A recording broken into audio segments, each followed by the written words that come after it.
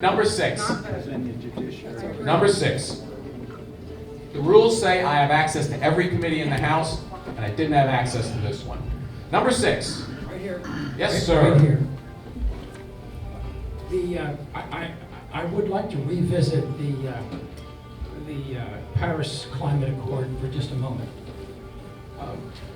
I'd like to address what that can help solve, but not talk about climate change.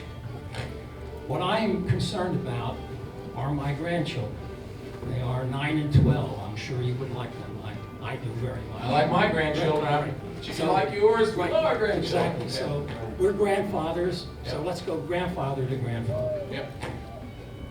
I believe, and I think the science, I know the science supports it, that being a Pittsburgh boy, I know what happens when fossil fuels are burned and they are released into the air, even with scrubbers.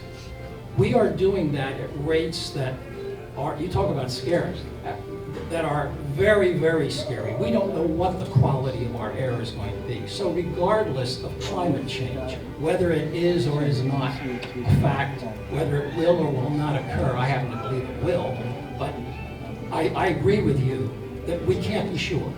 But we know one thing, when that poison is put in the air with coal burning and electrical, with cars, with other forms of technology that burn fuel, we're going to get it. So my question is this: what can we do, bipartisan or partisan? What can we do to help reduce this significantly? Not little things, and money's not an issue because the very industry, the fossil fuel industry, that we now know is the culprit for this, has been getting oil depletion allowance taxes in the billions for years, for decades. So I don't want to get into an argument or into a debate on whether we can or we cannot afford it. I don't think that's the issue. If your grandchildren and my grandchildren are going to get sick, and the rest of the world along with them, we have a problem. I think we're going to agree on something. Let me ask you a question. Do you think 30 years from now anybody will be driving a car that burns gas? I don't know. Oh, well, I do. We're not. You know why I know that? Because we're going to make energy. Because, for instance, if we just could get the battery to work better, we wouldn't have to burn gasoline cars, right? We could go to, and by the way, with regards to coal burning, you're right, but look at the slope of coal electricity generation in the United States. It's been halved in the last 10 years. And it has been halved because we have developed natural gas, and no company in its right mind, because remember, you don't have to scrub a CO2. You got them right up here in Cecil County, the CO2 generations. I visited them, right on the pipeline. You don't have to scrub them. They're clean. So what have we done? So America has probably made the greatest contribution America made is probably to become the world's leading producer of natural gas.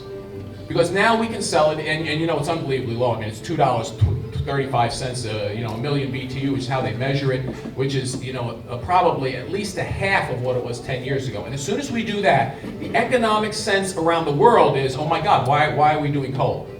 Why are we doing LNG?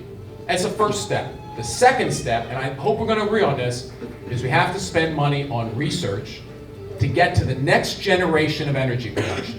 I don't know what it's going to be. It's going to be hydrogen cells that are scalable. Is it going to be fusion? I don't know what it's going to be. But 30 years from now, I guarantee you, we will look on a gasoline burning engine and go, who in the world drove that? I think we're going to make that, and I think it's going to be American technology. So I've always supported, and look, some of my Republican colleagues didn't, what's called the ARPA program in the Department of Energy.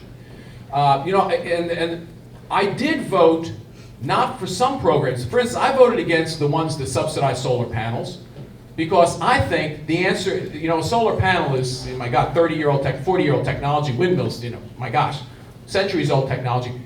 I voted to enhance our research budget and to move monies from spending money to put up solar panels today using old technology to develop the next generation of technology. I think that's where the answer is. And I think we're going to agree on that. I hope we can agree on that. Well, I agree that research as a strategy is very, very good. But I don't agree that taking efforts such as photovoltaic solar energy and saying that that's a 40-year-old technology is not, that doesn't make sense to me. Battery development, yes, so both photovoltaic collectors and the battery storage are we need so much research and development there, and I don't see either the Democrats or the Republicans working together or apart. When the Democrats had Congress, they didn't do anything either. So I think I hope you'll agree with me that it's not a party issue. You're right. This is something I'm looking for in terms of leadership, and I get a little nervous when the whole ball of wax is not considered and we start picking away, because quite frankly, I don't know whether you'll agree with me, but for the last 50 years, at least in my life, most of my lifetime, the oil industry has been a favored industry. My father worked for Gulf Oil. I know it was a favored industry. No, it was. And coal industry was favored. Yes, in Maryland, we had a tax rebate on coal, for instance, that we went for years. You're absolutely right. But I believe and for instance, on photovoltaic cells, so nanotechnology now, developing the photovoltaic cells makes it much more efficient. But that came about with research. So I am a firm believer in research. I believe it on the medical side. I believe it on the science side. I agree with you. We got to do it. We got to do research on it. And we're going to research our way out of it.